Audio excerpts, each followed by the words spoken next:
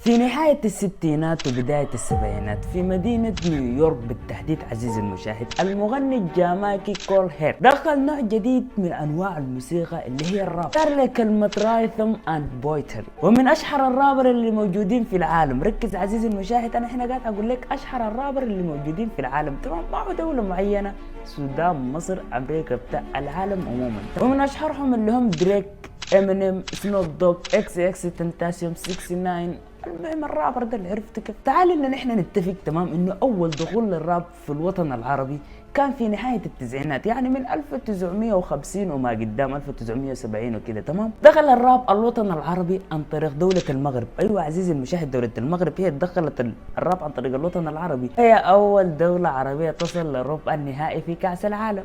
نكون متفقين، المغرب دولة اسطورية، اوكي؟ من اشهر الرابر عزيزي المشاهد اللي موجودين في دولة المغرب اللي هو امين، تمام؟ الملقب بامين سنوب، من شدة ما هو ما كان يسموه امين سنوب، سنوب دوغ عزيزي المشاهد. ومن هنا عزيزي المشاهد بنقول لك لكل زمان رجاله، ولكل رجل مجاله، ولكل رابر قصص عالقة، رابر لا يدري متى تنتهي اجاله. ومن هنا تعالوا ان نحن ناخذ جولة يا جماعة كده خفيفة عن الراب في السودان. عرفتوا انه هو حاليا منتشر في الساحة، او ممكن نقول السين السوداني حاليا مقفل شغل. عرفتوا كيف؟ حاليا الراب السوداني منتشر بطريقة سفاحة في الوطن العربي، تمام؟ منتشر كالتيك توك في عقول المراهقين. الراب دائما عزيزي المشاهد هو بيكون عنده فكرة، تمام؟ رسالة انت عايز توصلها للمجتمع، لمختلف الفئات العمرية، تمام؟ لكن عزيزي المشاهد ركز في كلمة ولكن، خد تحتها 1000 تريليون خط، تمام؟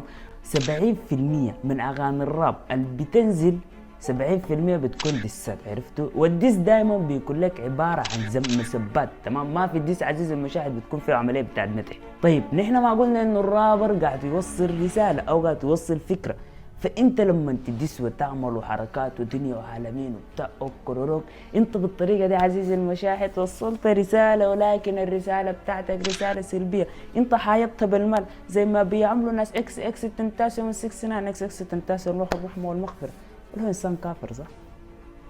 المهم يعني انت كده قاعد تحايد بالمال. عرفت؟ تعالوا نتفق على نقطة، تمام؟ موضوع الراب وما راب نحن اللي دايرين نتكلم عنه، لو عملنا سلسلة كاملة في الغنمة بتنتهي، تمام؟